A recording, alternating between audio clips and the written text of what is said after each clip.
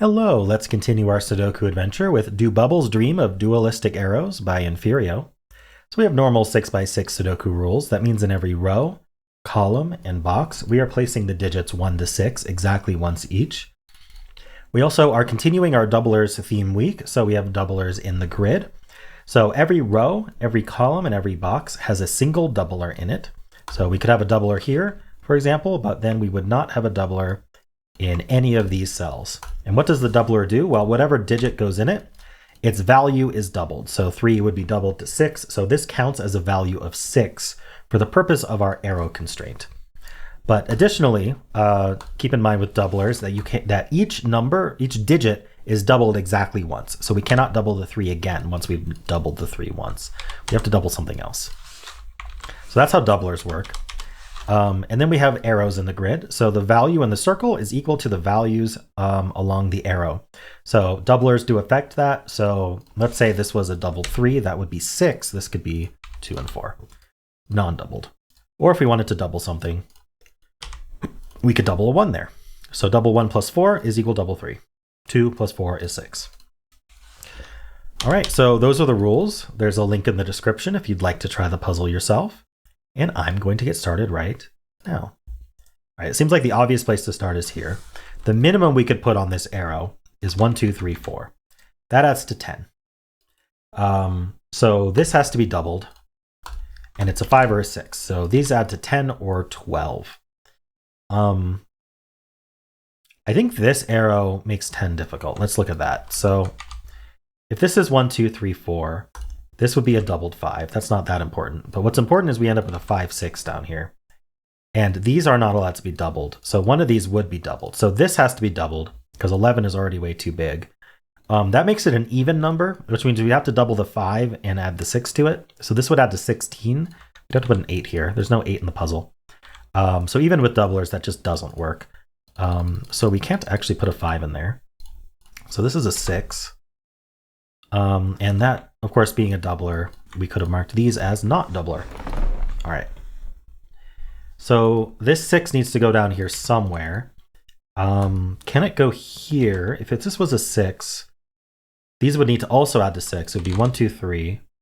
Let's see how that affects this arrow. This would be 4, 5. So again, this would have to be doubled because that's already 9. So now we have to double the 5 again. To make this 14, this would have to be a 7. So yeah, that still doesn't work. So the 6 does not go here. So the 6 is on here. Now with the 6 on this arrow, this does have to be doubled. So we get a doubler. Let's fill gray in here.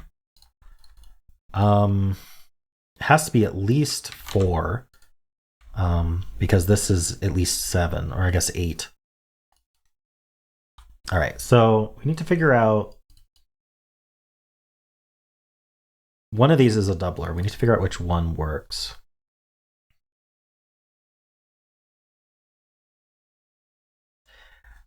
I want to think about parity here, even odd. So we know that the sum of the values of this arrow is 12, which is even, and the sum of the values of this arrow is 8 or 10, which is even. A doubler's always got an even value. But we know that in a 6x6, the digits 1 to 6 normally add to 21. So the values are even.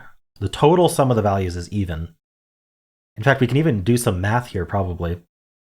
But it does mean that we're doubling an odd number.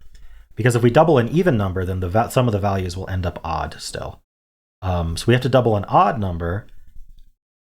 Is that true? Yeah, because then we'll have 2 odds, which add to an even number. Yeah. Doubling an even won't change the parity of the total sum. So yeah, we got to double an odd.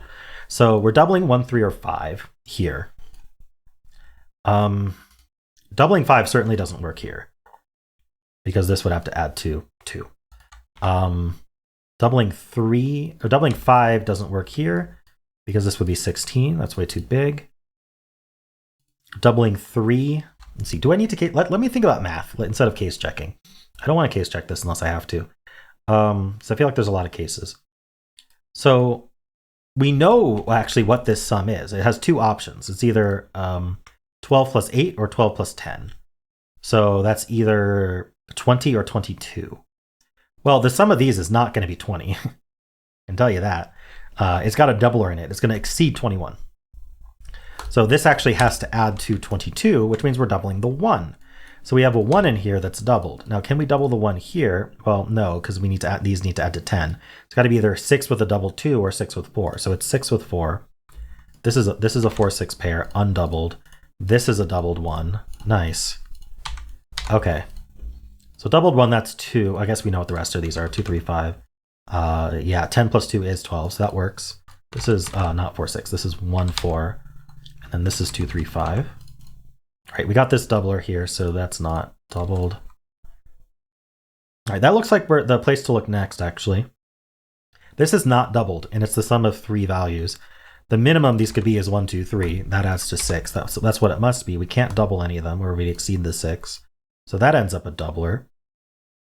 These are 4 or 5, but the 5's already doubled, so we need a 4 in there. That's a 5. Nice, we get some digits.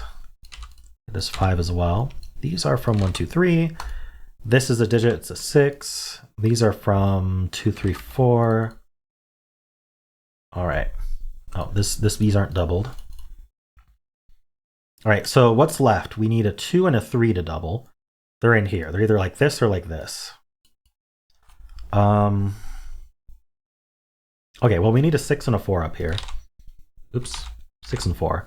That's not 6. So 6 is on this arrow somewhere. It's either in the circle or on the arrow. Yeah, if the 6 was on the arrow, this would need to be doubled. And it would have to be a doubled 2 or 3. That's not big enough. So this can't be big enough even if doubled for us there to be a 6 on here. So the 6 is in the circle. And so this is a doubler. That's a doubler. And 4 can't be doubled again, so that's a 4. So this is 2 or 3. Doubled 3 is too big, so we have to double 2, and we need another 2. Okay, very nice. And then this is the doubled 3. And we get digits. This is 1, 3, 5. This is a 5. Gives us the 3, the 5, and the 2. Gives us the 2 and the 3 and the 2. That's 1, 5, and 3, 4, and 1. These are 1, 4, and 6. That's 6. That's 4. That's 1. And we're done. Nice. All right. Well, thanks, Emphyrio. That was neat. I liked being able to do the sum here. That's actually a really cool strategy to use for doublers, is to compare it to the sum if you didn't have doublers. And being able to rule out this being a doubled 4 because it would be too small when added to the doubled 6, that's really cool. Because 20 isn't big enough. If we're doubling a digit here, it has to add to more than 21. Cool. Very nice use of arrows. I enjoyed that. Hope you enjoyed it as well. If you did, then why not leave a like, subscribe, and a kind comment below.